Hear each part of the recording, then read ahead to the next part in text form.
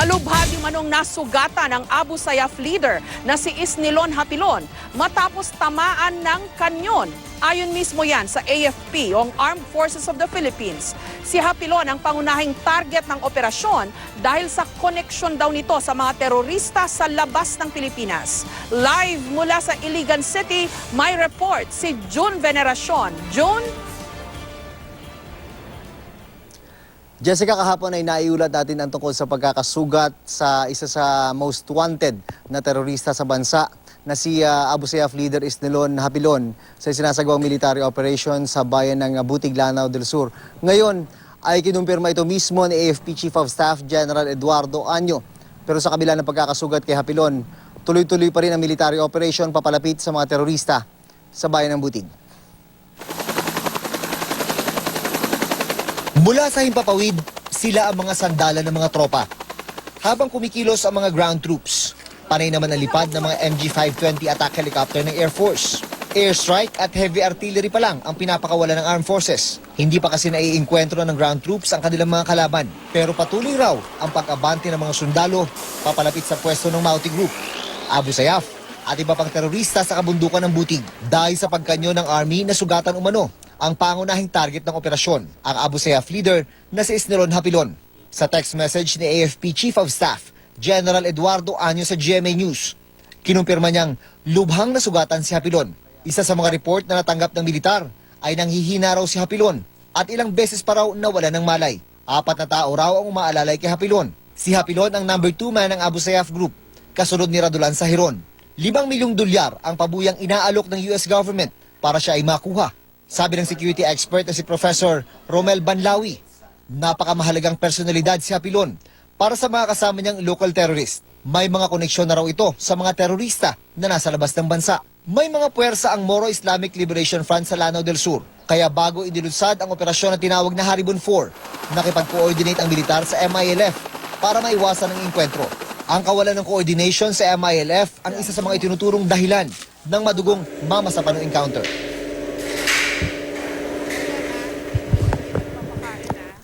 Jessica, pang-apat na military operation na ito sa bayan ng Butig. Ang malaking pinagkaiba siguro ng operasyon ngayon ay nakasentro ito sa mga kabundukan at yung mga isolated areas ng bayan. Magandang balita yan, Jessica, lalo na sa mga sibilyan na lagi nalang lumilikas tuwing nagkakaroon ng bakbakan, Jessica. Pero John, paano kasiguro na tinamaan nga itong si Isnilon Hapilon? Kasi in the past, naaalala ko, nire-report din na ganyan, may tama. Pero parang later on, hindi naman totoo. Although meron din namang mga nagkakatotoo, di ba? This time, kasi importanteng leader ito. Ito yung top leader ng Abu Sayyaf, no? Sigurado ba ang militar sa kanilang ulat na nasugatan ito at tinamaan ng kanyon? Itong si AFP Chief of Staff General Eduardo Año, Jessica, na makakapalitan natin kanina ng text ay very confident ito sa sinasabi niyang sugatan nga itong si Isnilon Hapilon. Jessica, itong si General Año, kung mailalatag ko lang, grabe ang exposure nito sa intelligence, Jessica. Sa ISG, yung Intelligence and Security Group ng Philippine Army, hanggang maging Chief of Staff, maging Chief ng Intelligence Service of the Armed Forces ito, Jessica. So napakalawak ng background niya sa intelligence gathering. Yung mga tropa niya na talagang eksperto ay sa intelligence gathering, nandiyan pa rin sa loob. Talagang very confident siya na based on na natatanggap nila ang mga information mula dun sa kanilang mga assets. Hindi na lang natin nasasabihin kung paano talaga nila direktang nalaman na nandoon, Jessica, pero very confident siya dun sa mga information na nakukuha niya mula sa kanyang mga tropa, Jessica. Okay, June, kamusta naman ang mga kababayan natin? Parang kailan lang nagkaroon na ng gulo dyan, no? Parang hindi na natahimik yung mga kababayan natin dyan sa Butig at sa ilang bahagi ng Lanao. Oo nga, Jessica, particular na dito, mag-zero in na lang tayo dito sa Butig, ano? Ito rin kasi yung mga request, kahapon na ibalita ko rin sa'yo. Ito yung request ng mga LGU dito, yung local government, yung mga residente, na sana bigyan sila dito ng permanente at mas malaking puwersa ng militar. Kasi ang nangyayari kasi dito, nagiging vicious cycle, Jessica. Magkakaroon ng operation, matataboy yung Maute at iba pang mga terrorist group. Pagkatapos noon, magre-regroup na naman sila, bababa na naman sila mula sa kabundukan. Minsan pumupunta sa poblasyon, sinasakop ang poblasyon. Sana daw, wag nang maging ganito. yung pangatlong military operation, Jessica, dito sa Butig. Pumunta pa rito si Pangulong Rodrigo Duterte at yan yung naging request niya, o request nitong mga local government officials kay Pangulong Rodrigo Duterte na sana'y maglatag na at maglagay na ng mas malaki at permanenteng tropa sa kanyang bayan para hindi na magpabalik-balik dyan. Kasi strategic yung lugar na yan para sa mga terorista, nagiging taguan na talaga nila yan. Ngayon, naghihintay pa rin sila ng sagot mula sa militar. Jessica. Pero bakit nga ba ganun, June? No? Matagal nang ipinanukala na dapat meron ng better, more na government presence dyan. No? Pero hanggang ngayon, wala pa rin. At saan ba nagkakaproblema? Masyado bang delikado yung Butig para maglagay dyan ng batalyon o detachment ng militar?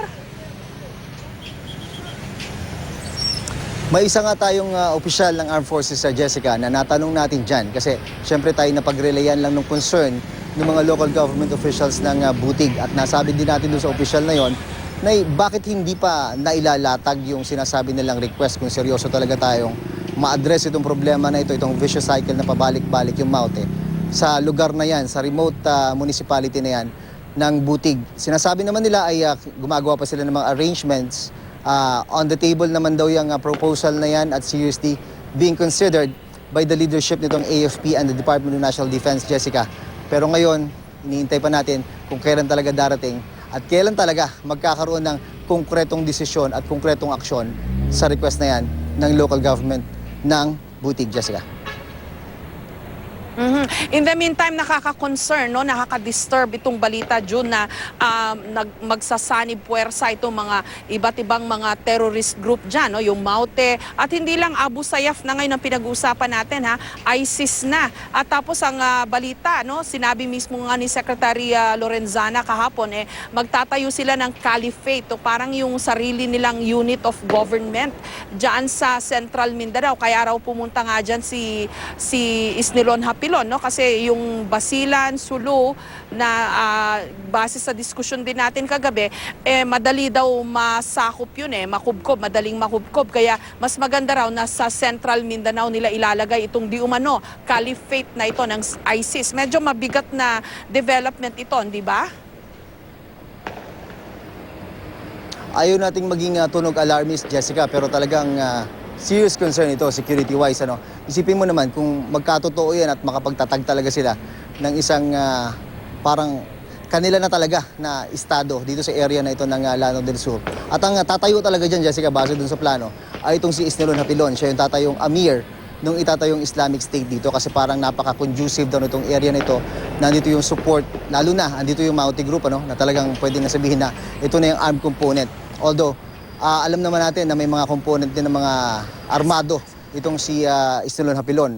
Number 2 man ito ng Abu Sayyaf. So, ang balita nga natin, meron itong bit-bit na mga nasa around 100 heavily armed men nung pagpunta niya dito. So, ito kailangan talagang i-address ito dahil, syempre, halo-halo na ito may Abu Sayyaf, may Maute Group, at syempre, kukomplicate pa yan, Jessica, ang balita at may mga intelligence information na may mga foreign fighters na nandito sa Lanao, nagtitrain dun sa mga local terrorists like Maute and Abu Sayyaf Group, Jessica.